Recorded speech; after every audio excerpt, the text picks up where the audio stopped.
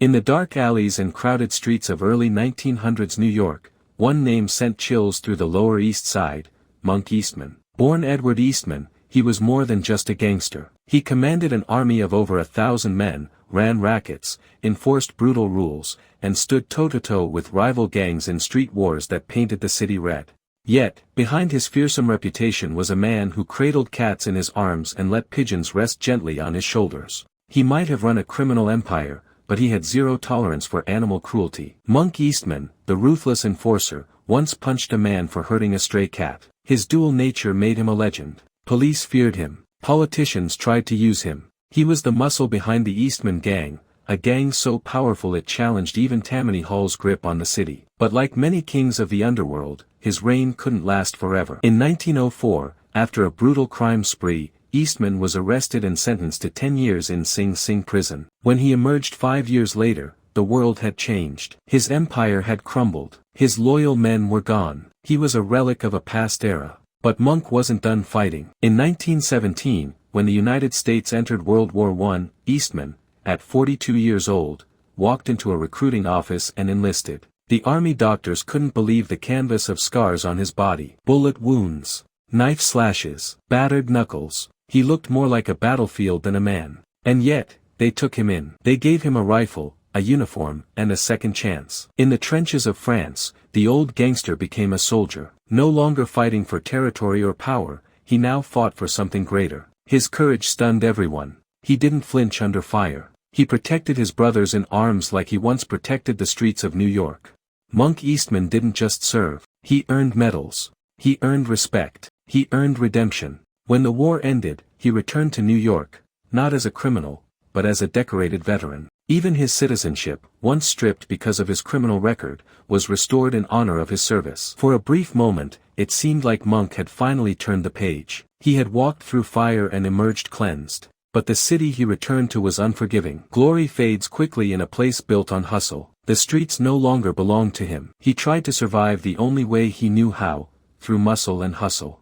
Petty crime pulled him back in. And then, on December 26, 1920, during a simple dispute over money, Monk Eastman was gunned down. The man who once ruled the city and fought in the trenches of Europe died alone on a New York sidewalk. And yet, his story didn't end there. The gangster who became a war hero was given a funeral with full military honors. Soldiers stood at attention. Flags were folded. Guns fired into the sky. He was laid to rest in Cypress Hills Cemetery, surrounded not by gangsters, but by fellow veterans. In life, he was feared and admired. In death, he was honored and remembered. Monk Eastman remains a symbol of contradiction, a brutal enforcer with a tender heart for animals, a criminal who became a patriot, a man shaped by violence who found redemption in war. His story is a reminder that even the most feared among us carry hidden depths, and that sometimes, the most unexpected people can become heroes. Monk Eastman's story didn't just begin and end with crime and war. It reflected the transformation of a man, a city,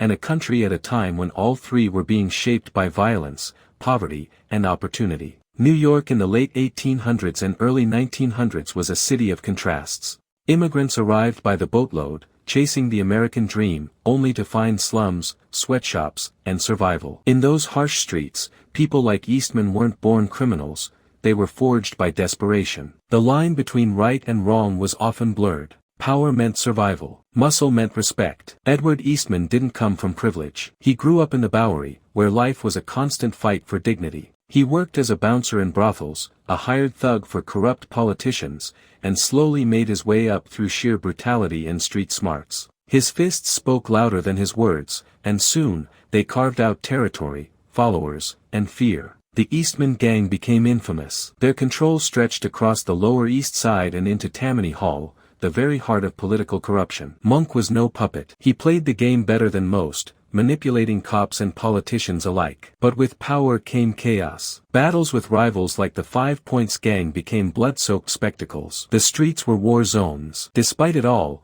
the pigeon still rested on his shoulders. The cat still curled around his legs. Even as he gave orders that led to bloodshed, he protected the helpless with ferocity. People talked about it, the strange duality of a man who could break bones without blinking but would cradle a kitten with the gentlest touch. It wasn't an act. It was who he was. A man with an unbreakable code, strange as it might have been. Hurt a man, maybe, Hurt an animal? Never. By the time prison came, Monk had already made his name. 10 years in Sing Sing would have broken most men. But he survived, silent and angry. The walls couldn't cage the storm inside him. When he stepped back into the world, everything had shifted. His name, once spoken in whispers, now faded into the noise of newer gangs and younger leaders. He was outdated, irrelevant, a lion among wolves. The city had moved on, but Monk refused to disappear quietly. And when war called, he answered, not with pride, but with purpose. The battlefield gave him something the streets never could, clarity. He wasn't a criminal there. He wasn't an outcast. He was just another soldier fighting for something bigger than himself. His past didn't matter in the trenches. Only his courage did. His scars became medals. His instincts saved lives. The same brutal experience that made him a feared gangster now made him a respected warrior. Letters from fellow soldiers later described him as fearless, loyal, and strangely kind. He didn't care for orders much. He challenged authority when he thought it was wrong. But he protected his unit with the same intensity he once guarded his turf. He was older than most, slower. But when shells rained down and bullets flew, Monk Eastman stood tall. When he came home, the world celebrated his return. Newspapers called him a reformed hero. His old enemies now respected him. Even the government that once jailed him gave him his citizenship back. For a while, it looked like redemption had finally arrived. But the city that had once worshipped him had no space left for his kind.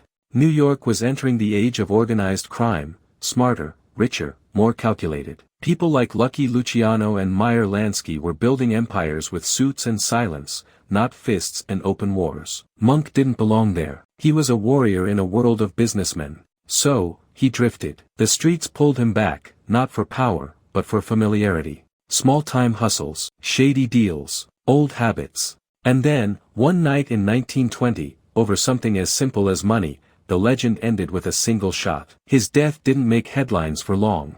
The city moved fast. New kings rose. New stories began. But at his funeral, something rare happened. Soldiers stood beside former gang members. Veterans saluted. Taps played.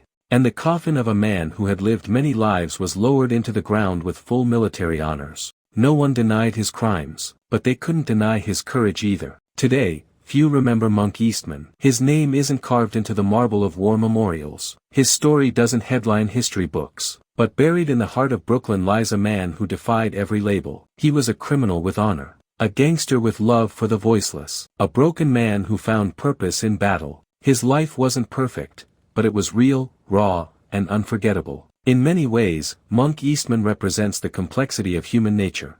That within the darkest lives, there can still be light. That redemption isn't about erasing the past, it's about rising beyond it.